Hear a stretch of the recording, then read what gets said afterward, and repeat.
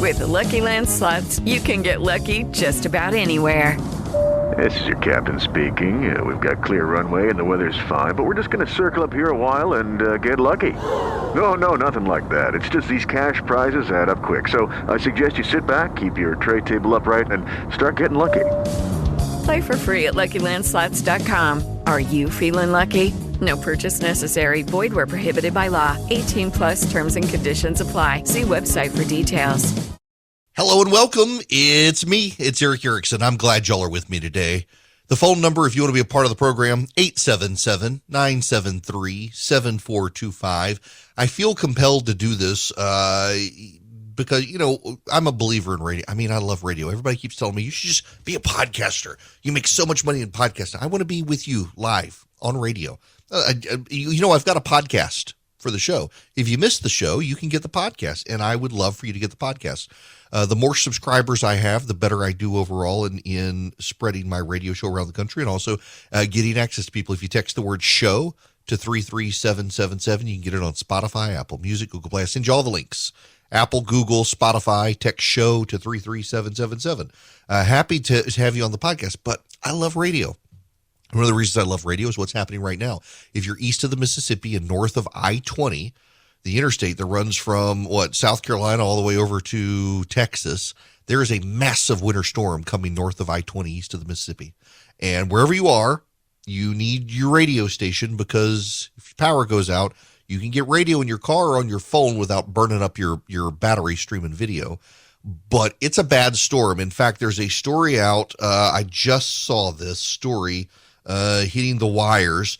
Saturday night is an NFL playoff game, and it is expected to be one of the most frigid games in NFL history. Only a handful of games in postseason history have been played in weather colder than the matchup that's set to take place in Buffalo, New York.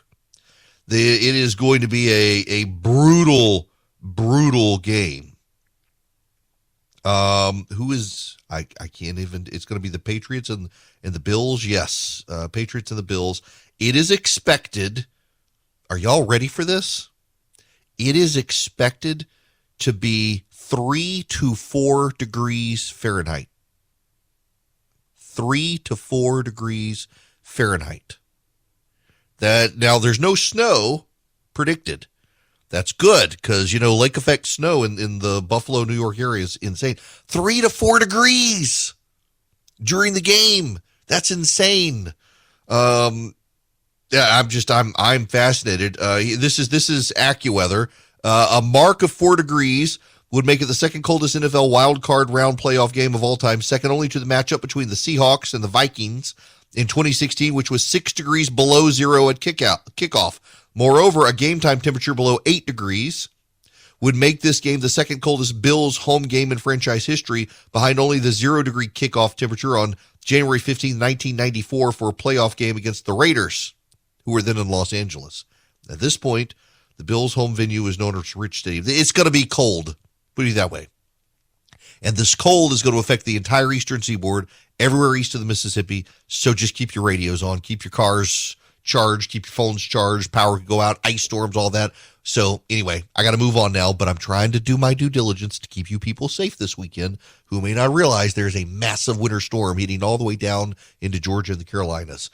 Okay, those of you on the phones, stick around. I will get to you this segment. I got other stuff, though, I want to get to first. And before I get to anything else, well, no, I'll do that in a short segment. I want to talk about an article that Rick Perry, and I should have reached out to him.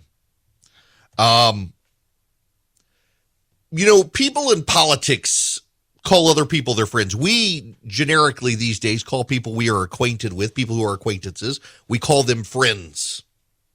And oftentimes you do have friends, and sometimes they're just acquaintances. You have to distinguish between the two, but who are your real friends?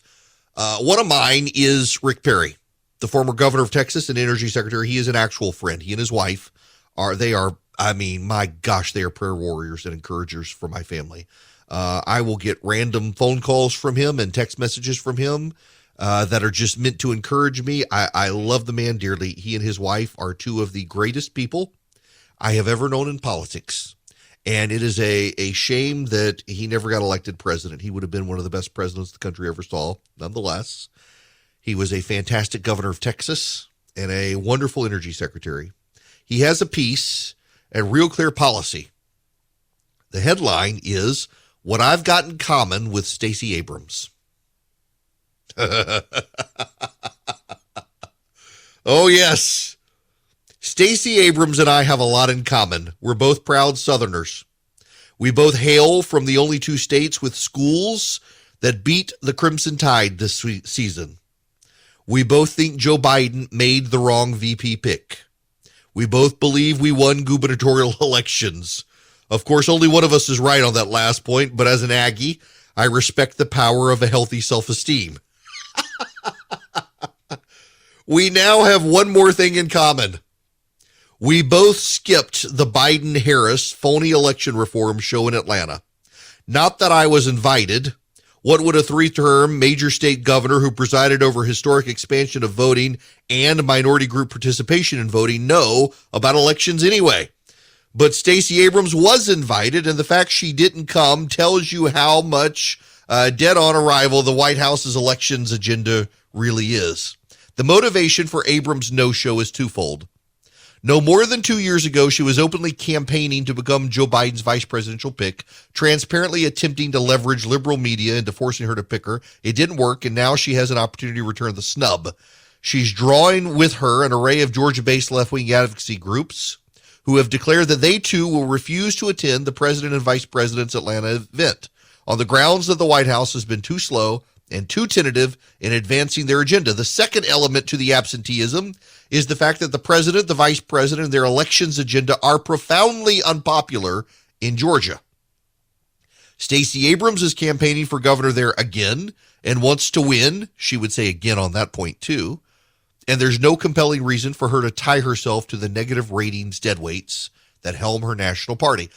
Perry is right on this. You should know there is an inordinate amount of pushback from the Abrams team on their refusal to go to Biden's event. She claims she had a scheduling conflict, that she couldn't get out of her pre-existing appointment. And she's very adamant about that. But she won't tell anyone what that appointment was. Maybe it was a doctor. Maybe she's getting her hair done. You know, they charge you now if you skip your haircut. A lot of places now they'll charge you, and it's hard to get back in these days. I got a great barber. I go to this place in Atlanta called the Commodore. My barber there, Aaron, is so popular these days that it's almost impossible to get an appointment with him unless you book about a month out. He had somebody give him a negative review online because the guy was a long-term client, and Aaron couldn't work him in. And he literally could. I mean, he can't work me in, and I'm a famous person. He's slammed with work, and it's good for him. He's a fantastic barber. He deserves the notoriety. He deserves the clientele. Maybe Stacey Abrams is using him, and she knew that she couldn't get out of her appointment without having to book like a month out. She needed, that could be it. Maybe it was a doctor's appointment. I wonder how soon her rivals in the Democratic Party start questioning, maybe she's got a health problem that we don't know about. It's only a matter of time. They always do that. Rivals in politics, regardless of party, do that sort of stuff. But she did not want to attend, and now she's vigorously pushing back, saying, no, I support this. Truly, I support this. Not, I support Joe Biden, but I support voting. We all know you support voting rights reform. It's what you've campaigned on for years, which makes it hyper remarkable that you chose not to attend the event. You did that. And Rick Perry is right for highlighting that she refused to do it. Now that gets me from Rick Perry to Peggy Noonan. And my goodness, she did not like his speech. You know, Peggy Noonan wrote some of the most famous presidential speeches in American history. She worked for Ronald Reagan and George H.W. Bush. Peggy Noonan is a wonderful human being. I every time I get together with Peggy Noonan, which is not very often, we have a wonderful time. She is a super person, and I adore her. I always have adored her. She and George Wheeler are two of the people, when I was a kid, I thought, when I grow up, I want to write like them. And I don't. They're too good. But let me read you some of this. It is startling when two speeches within 24 hours, neither much heralded in advance, the second wouldn't even have been given without the first, leave you knowing you have witnessed a seminal moment in the history of an administration, but it happened this week. The president's Tuesday speech in Atlanta on voting rights was a disaster for him. By the end of Senate Minority Leader Mitch McConnell's answering speech on Wednesday, you knew some new breakpoint had occurred, that President Biden might have thought he was just crooning to part of his base, but the repercussions were greater than that. He was breaking in some new way with others and didn't know it. It is poor political practice when you fail to guess the effects of your actions. He meant to mollify an important constituency, but instead he filled his opponents with honest indignation and I suspect encouraged it in a fractured group to find some unity. And, I've been saying this. Peggy Noonan and I agree. Biden didn't help his base because he can't pass the voting bill. It's dead. He can't persuade Manchin and Sinema. And in fact, he further alienated them by suggesting they were racists if they oppose him. But he united Republicans across the board. From Liz Cheney to Marjorie Taylor Greene, they are united against this. From Mitt Romney to Ted Cruz, they are united against this. This is how Peggy Noonan concludes, and this is on the money. When national Democrats talk to the country, they always seem to be talking to themselves. They are of the left, as is their constituency, which wins the popular vote in presidential elections. The mainstream media through which they send their messages is of the left. The academics, historians, and professionals they consult are of the left. They get in the habit of talking to themselves in their language in a single looped conversation. They have no idea how they sound to the non-left. So they have no idea when they are damaging themselves. This week in Georgia, Mr. Biden damaged himself and strengthened and may even have taken a step in unifying the non-Democrats who are among their countrymen and who are, in fact, the majority of them. Now, some people say, wait a second, there's a big conflict here. She writes that Biden's constituency wins the popular vote in presidential elections. And then there are a majority of countrymen who are now against Biden. How could this be? Well, a lot of people sit out the election. They don't vote. They don't get inspired to vote. Liberals flood the elections. They get excited to vote against Republicans. They want to stop conservatives. And they might just have united a majority of the country against them by daring to say that anyone who disagrees with Biden's agenda on voting is racist. Because most Americans are having trouble putting food on the table and making ends meet due to inflation. And to call them racist because that's their concern instead of a federal grab of elections by the Democrats probably is burning bridges in ways they don't anticipate. I think that's probably true. And the Democrats would be well advised. They need to rethink their path here. Now, let's see. You know what? I'm sorry. I've got to do some clock management here, so I'm going to take a time out. I'll be back. We'll get to your phone calls. Just trust me. Hang out. 877-973-7425. I support the filibuster. I think we need to keep the filibuster. I think they should keep the filibuster regardless of who's in power. When the Republicans controlled everything, I had a lot of friends saying, it's time to get rid of it, time to get rid of it. You know the Democrats are going to do it. They haven't done it. I think that the Republicans, the moment they take back the Senate, should move to kill the filibuster, not to actually do it, but to force Chuck Schumer to run down and say, whoa, we don't actually want to do this now. After spending 2 years saying we need to get rid of the filibuster, the moment Republicans take power, make a motion to kill the filibuster and watch those same Democrats turn about and get them on record as being a bunch of partisan political hypocrites. I think it would be hilarious. Have all the Republicans and Democrats together say, nope, think we're going to keep the filibuster the moment Republicans do it. And then in the future, use that if the Democrats ever do try to scuttle it against the rules of the Senate to make a case in court that they're violating well-settled precedent in the Senate. That's my theory. I'm going to go to the phones here. The phone number, 877-973-7425. Chris, you're going to be up next. Thanks for being patient with me. How are you? Hey, how's it going, Eric? Great. What's going on? So I had a question. It just kind of dawned on me. I think correct me if I'm wrong, but did I not hear you say the other day, or maybe it was someone else, that the CDC was going to recognize that natural immunity was the equivalent of the antivirus? Yeah, And they are. if that's the case, what about the mandate with all of these nurses and everything?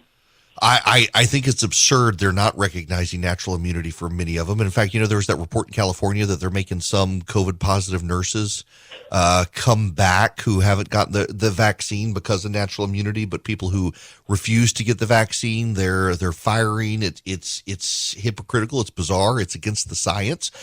More and more, even the FDA and the CDC are recognizing natural immunity gives you a lot of immunity against the virus. Not only that, there are some studies in some countries. These studies are in dispute, but there are some studies in some countries that natural immunity lasts far longer than vaccinated immunity. That being said, Glenn Beck, the National Talk Radio Show host, he has COVID for the second time. He never got vaccinated. He got COVID.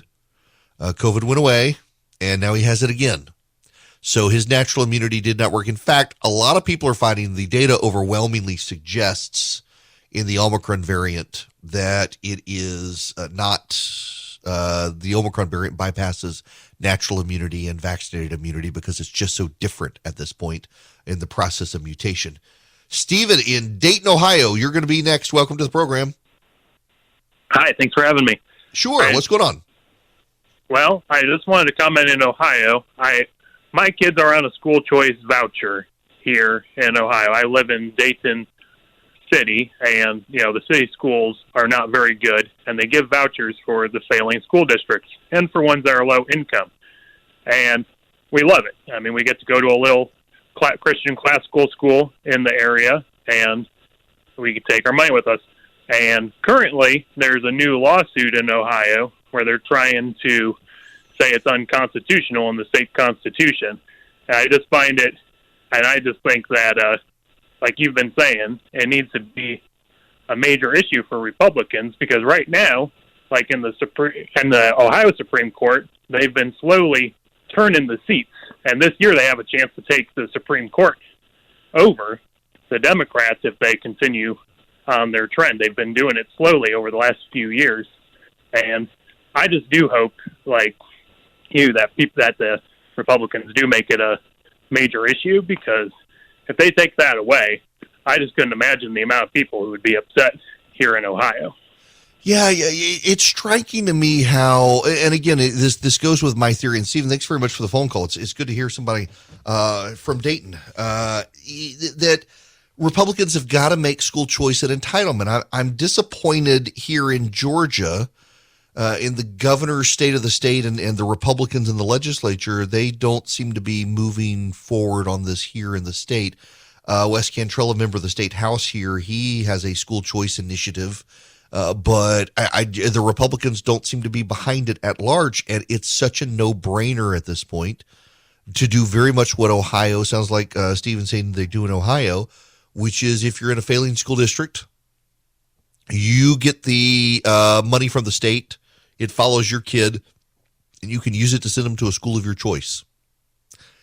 We should be doing this nationwide. Republicans, conservatives should be using school choice as a way to shake up the dynamics with Democrats. You Republicans in Ohio who are listening, you should be using this as a campaign issue against the Democrats there, because I bet it's very popular in the black community, as it is in other states that have done it disproportionately. It's minority, non-white families who use this.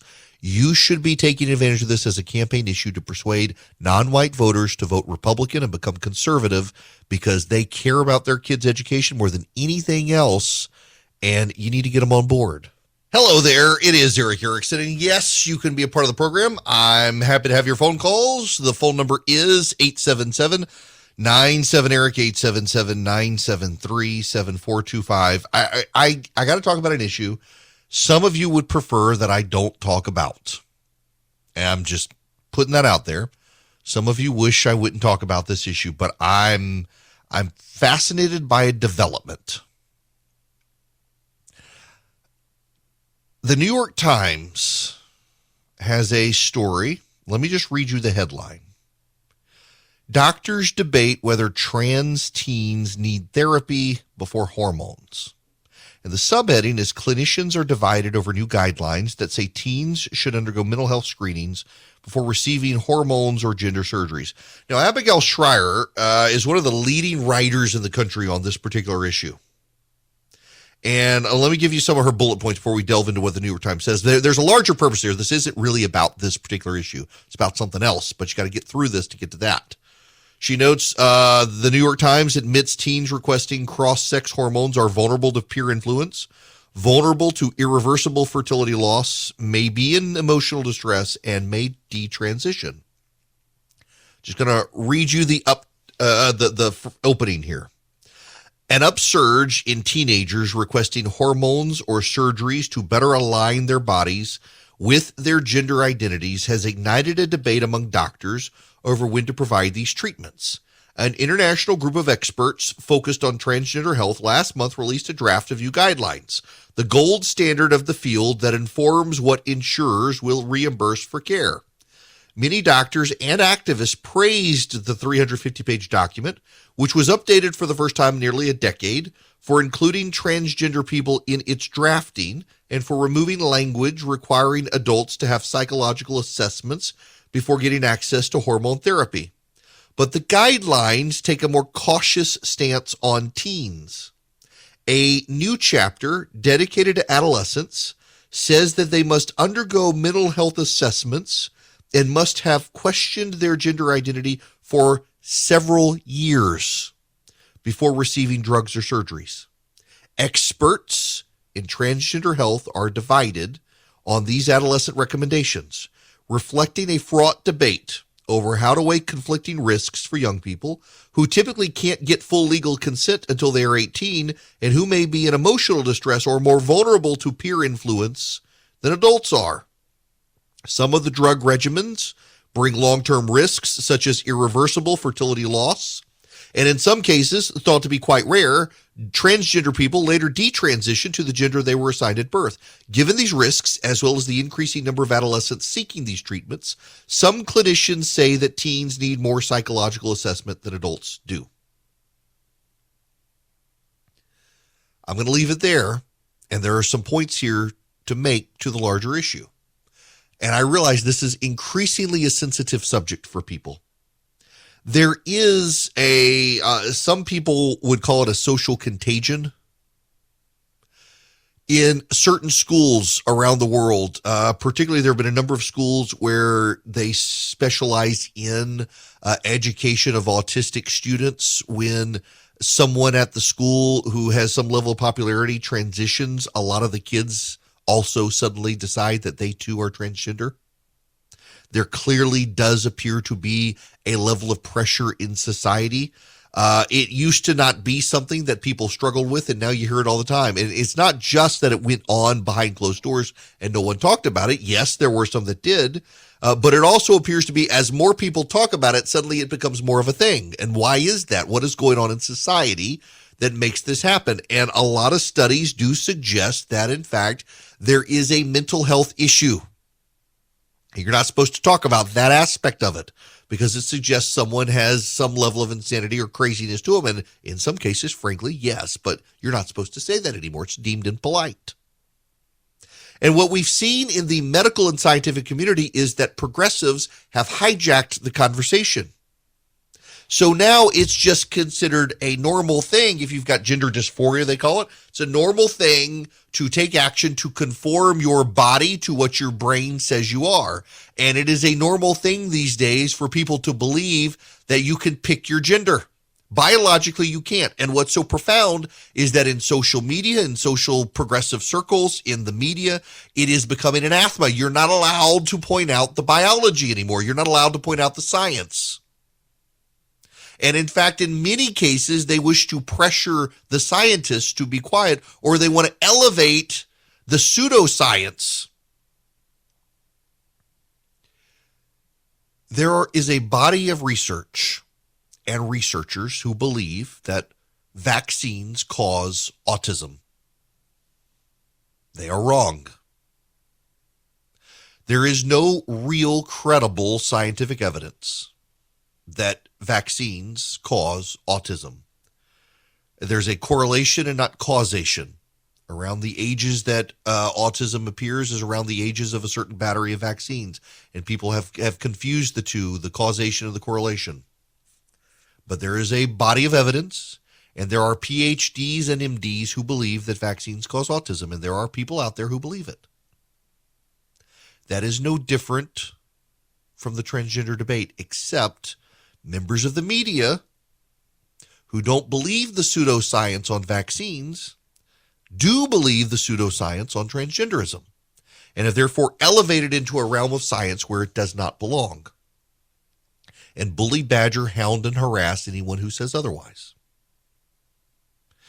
What is interesting here is that the New York Times is publishing a story that actually looks at the science, and a growing body of scientists are now speaking out, and insurance companies and medical providers and those who have to pay for it are speaking out and say, wait a second here. Maybe we've gone too far too fast. Maybe we've allowed people to move too quickly. Maybe, just maybe, we've got it wrong and we need to rethink this. Now, the most interesting part of the story is not the story. The most interesting part of the story is the comments section. The comments section is where the demons of hell go to play on the internet, if not on social media. Never read the comments. The comment section of any website is proof that there is a hell and demons. And yet, there are 581 comments on the New York Times website about this story. And I have gone through them because someone called my attention. I think it was Andrew Sullivan in something he put on Twitter, called people's attention to the comment section of the New York Times story, and overwhelmingly, the commenters are thankful for the story, saying, yes, we've gone too far too fast. There is something wrong when a large body of people suddenly think, wait a second, I'm not actually a boy, I'm a girl, never mind my biology, and then bullies you into silence. There is something wrong when there are indicators of who is going to have gender dysphoria based on background, based on family, based on abuse, based on patterns in life, based on social structures around them, based on mental health issues. There are patterns you can discern for the people who may decide that their body and their brain don't align, but you're not allowed to talk about it. You get bullied, you get silenced, you get punished, you get canceled. And a lot of people are starting to say, wait a second, we got to speak up. And I had to wade through all of that to get to this. It's not just transgenderism where the politics trump the science and the progressives bully the scientists and elevate their views above actual science. It is Biology 101 that you are born male or female, and it is based on the first two chromosomes, the XY. Yes, there are anomalies, there are intersex, there's XYXX, there's XYXY, but it's those first two, XX and XY, that determine biologically, it's Biology 101, whether you're a boy or you're a girl. You don't get to pick. But follow this out to the climate change debate. Follow this out to the conversation on COVID. Follow this out to a whole lot of other scientific areas. And what you find is that progressives decided long ago they could capture a scientific community and they could shape the pseudoscience and elevate it above the science. There are those within the climate change community. Listen, I am more and more persuaded, based on not the hysterics, but the skeptics who've come around on the issue of climate change, that yes, in fact, the world is getting warmer. And yes, in fact, we play a role in it. But, you got to listen to all of it here before you jump to conclusions or jump down my throat. Our role is elevated disproportionately by those who have grievances and antagonisms against capitalism. And the nightmare scenarios are more to do with securing funding than with that painting a real picture. Whether you believe that we play a role or not, I don't know that it's beyond dispute at this point that the climate is changing, but the climate always changes. In fact, it was warm on New Year's Day, and then it got really cold, and now there's a big ice storm coming to the southeast. The climate is changing. Climate changes every year. We have seasons, summer, fall, winter, and spring. We have histories of data. We have records of data. We can see what happens. But what really happens is that a certain group of scientists who are on the side of the media is on their side, get to elevate their ideas and prescriptions above everything else, whether they're right or not. And so you know what happens? You get an army of skeptics who now doubt everything. You get cynics who say, I bet the only reason they're saying this is because there's a financial motivation. And what happens is the real science no longer gets taken seriously. The real science gets treated as skeptically as everything else. So on the issue of transgenderism, for example, there actually is a medical issue about gender dysphoria. People who, through some mental quirk, what they perceive themselves to be male and they're actually female, or they perceive themselves to be female and they're actually male. There actually is it's a mental health issue, but you're not supposed to talk about it like a mental health issue anymore. You're supposed to think it's normal that we get to perceive ourselves as male or female. We're no longer allowed to talk about the mental health aspect of it. We're supposed to treat it all as normal. And you know what? I don't think it's a coincidence that it corresponds to, in the age of shootings and the like, no one wants to talk about the mental health issue there either. We should be having conversations about mental health in this country on a whole host of issues, but no one wants to talk about it. I mean, you're the bad person. You're the bigot if you want to talk about the mental health issue. A whole lot of people want to shut down conversations on mental health, but the left in particular, progressives, are censorious and want to shut down all hosts of issues. And what it's doing is it's undermining science itself because they're not willing to engage and speak truthfully about what the science shows or does not show. And that's not helpful to any of us on a whole host of issues, and we're all going to be worse off because of it. Now, if there's one area where I do want you to be better off, at least, my goodness, it's your cell phone bill. I got my cell phone bill the other day. So I've got two cell phones. I have one that I've kept for a long time with a number a lot of people have. Then I have the super secret private one for Patriot Mobile. And I also wanted it. You know, I signed up myself. I actually didn't get the discount or anything. I didn't even use my name. And I should have, because I get free activation to give myself credit. But I just wanted to see what it was like. And I can tell you it's great because you can go wherever you want to go, wherever you want to be in the state of whatever state you're in, rural or urban, and you're going to get good service. They use the same cell towers everybody else uses. Patriot Mobile, patriotmobile.com/Eric is where you want to go. You can get 5G, you can get data, you can get voice, you name it, and they're great. Not only that, you get discounts. You're a first responder, you're a veteran, you're an NRA member, a large family. You got teachers in the house, y'all get discounts. And they use a portion of their profits to fund the conservative movement. That's what really makes it cool, is you're doing business with a Christian conservative company that then takes a portion of the profits generated by you and uses that to fund the causes you care about. What you do is you go to patriotmobile.com/Eric, patriotmobile.com/ERICK. You get free activation with my name. You can also call them. They have 100% U.S.-based customer service. There's no calling Mumbai or Bangalore for this. You're calling Americans in America at Patriot Mobile. Call them 972-PATRIOT, 972-PATRIOT. Tell them Eric sent you. You get free activation, or just go to patriotmobile.com/Eric today.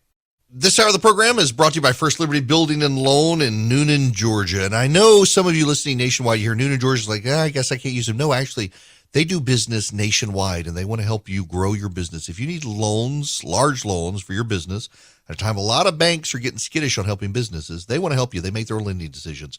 But we're talking big loans, $500,000 and up. You need to build a building, buy a fleet of vehicles, you name it. Go to firstlibertyga.com. firstlibertyga.com. Tell them I sent you. Spend 10 minutes with them. See if you're a good fit for them. firstlibertyga.com. Really, I could not do this program without them. They are helping me, and they want to help you too. All right. The phone number here, 877-973-7425. I was at my dinner table last night. Not going to cry. Not going to cry. I was at my dinner table last night, and the Wall Street Journal sent out a push alert. Terry Teachout is dead. Many of you will not know who he is. Those of you who do are probably as upset as I am. Terry Teachout was the critic for the Wall Street Journal and for Commentary Magazine on, well, culture, the culture critic, plays, film. And he was not of New York, though he lived there. And he traveled the country to small playhouses around the country, to regional theaters and city theaters, watching plays for the sake of watching plays. And he wrote books on culture, on Duke Ellington and Louis Armstrong and others, and H.L. Mencken, I believe it was, he was a fascinating person. He was a Midwesterner who believed that you could find good culture everywhere in the country, not just in New York City. And he was the nicest person. His wife, Hillary, struggled. She had a double lung transplant.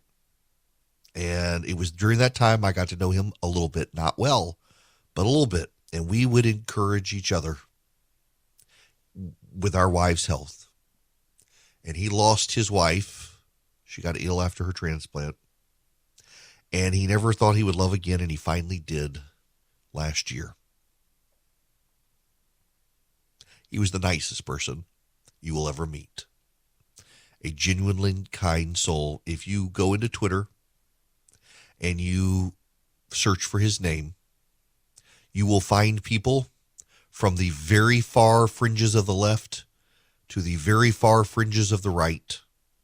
And all of them say nothing but nice things about this kind soul who took a nap yesterday and never woke up. It is, y'all, it's sad to lose nice, kind souls like that. And I know many of you have no idea who I'm talking about. But if you've ever read Commentary Magazine or the Wall Street Journal, you have seen Terry Teachout's columns on culture, on plays, on film. Heck, the man got me watching old black and white French movies. But he was the greatest encourager who would reach out on a direct message on Twitter in the middle of the night and just say he hoped you were doing well and he knew you were going through something and he just wanted to make sure you were okay and that he was there if you needed him. And that's who he was. I didn't know him well, and I feel like I lost my best friend. That's just sort of the person he was. Just what a great human being. We need more people like that in the world. Now, we need to move on, and I'm happy to take your phone calls.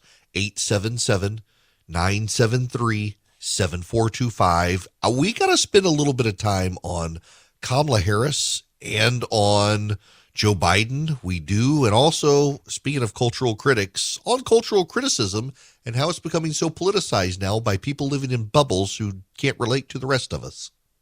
And you thought these last 2 years were crazy. Welcome to 2022. It's coming up and nothing makes sense still, especially in business. If you're a small business owner, good luck getting financing from a big bank right now. I can offer you a fantastic solution if you're looking for $750,000 or more in financing for your business. First Liberty Building and Loan. Let's say you want to buy a new building or you want to refi existing debt or you want to buy a company. Basically, you see opportunity for your business to grow, but you've hit a wall with the mega banks getting financing. That's where First Liberty Building and Loan and my friends the Frost family come in. They solve small business financing problems better than anyone I've ever seen. They say yes, where big banks say no. It's that simple. Look, just do this. Spend 10 minutes with them. Call them, First Liberty Building and Loan. Say Eric sent you. In 10 minutes, you'll know if you're a good fit for their program. Go to firstlibertyga.com. That's firstlibertyga.com. They help small businesses nationwide in all 50 states. Firstlibertyga.com. Step into the world of power, loyalty, and luck. I'm going to make him an offer he can't refuse. With family, cannolis, and spins mean everything. Now, you want to get mixed up in the family business. Introducing The Godfather at ChumbaCasino.com. Test your luck in the shadowy world of The Godfather slot. Someday, I will call upon you to do a service for me. Play The Godfather now at ChumbaCasino.com. Welcome to the family. VGW Group. No purchase necessary. Void where prohibited by law. See terms and conditions. 18+.